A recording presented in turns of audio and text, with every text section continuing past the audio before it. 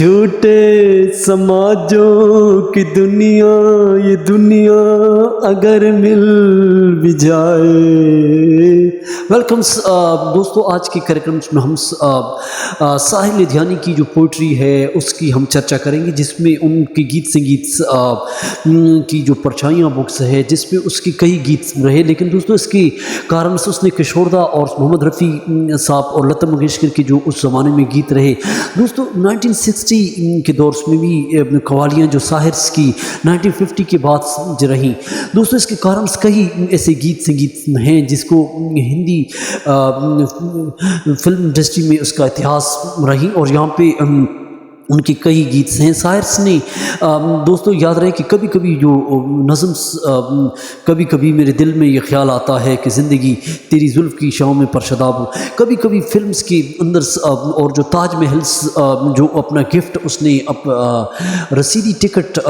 جو امریتا پریتم سے ان کا جو پریت تھا اس کو جو ہے اس نے گفٹ کے طور پر ایک فریم میں جو ہے اس کو بھیجی تھی، اور this was the gift first giving to information Indian geet sangeet writers Sahir's. There is different songs which Sahir Ludhianvi دوستو، ساحرس کے کئی گیت ہیں،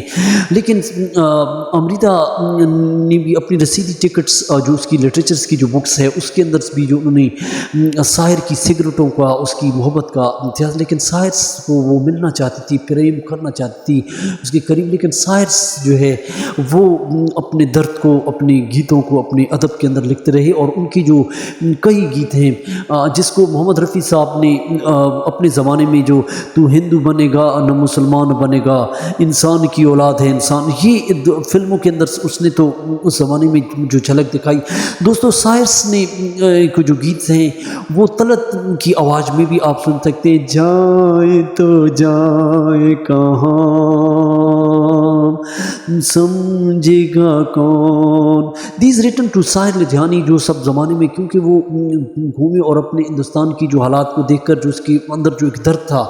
دوستو، آج کے جو کارنس ہم ساحر کے جو دوستی اس زمانے میں جو فلمز کبھی کبھی میں جو ہے ان کی خیام صاحب کے ساتھ دوستی رہی، اور خیام صاحب ساحر کو ایک ایسا وقت بھی تھا کہ فلم کے لیے، گیت کے لیے اس کو بلاتے تھے، کال کرتے تھے، اس زمانے میں کیونکہ فون ہوتے تھے اور وہ اس کو فون کرتے اور ساحر جو ہے وہ فون کو نہیں اٹھاتے اور وہ کسی کی پرواہ نہیں کرتے، اور ساحر سے ایک ایسے غیرت مند انسان تھے کہ وہ نوشاد کے ساتھ بھی ان کی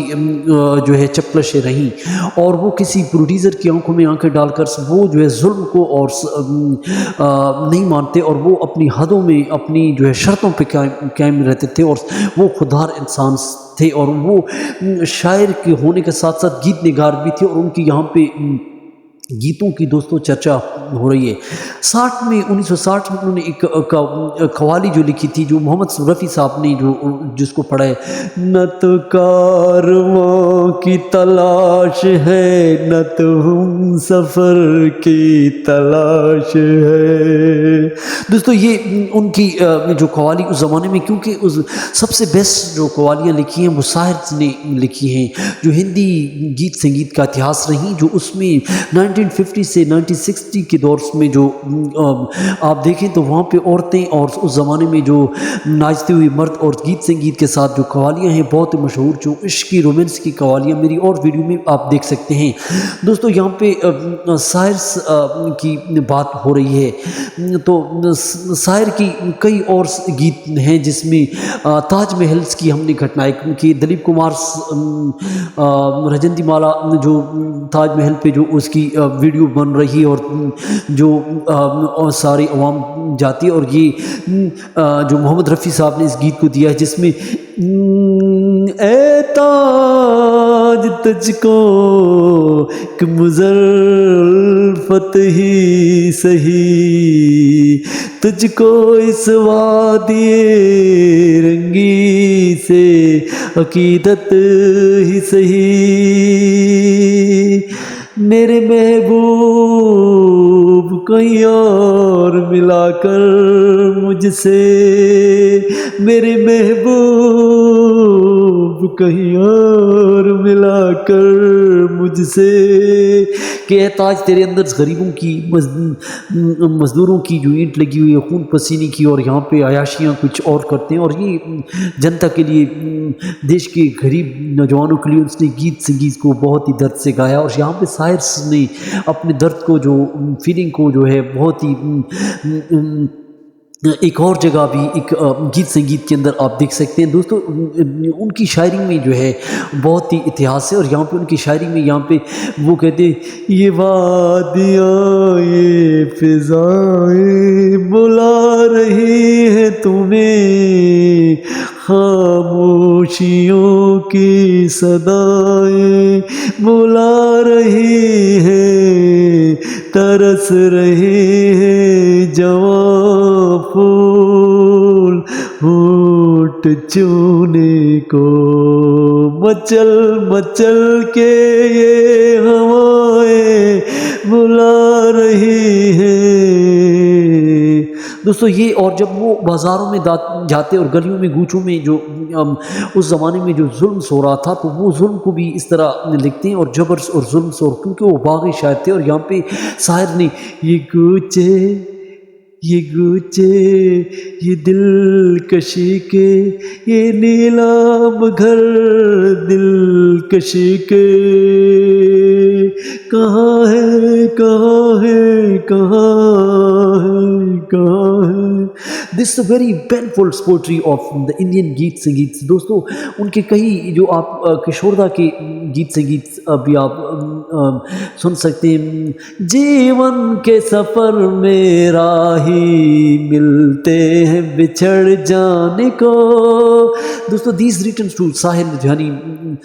اور دوستو یہاں پہ ان کے کئی اور گیت رہے جو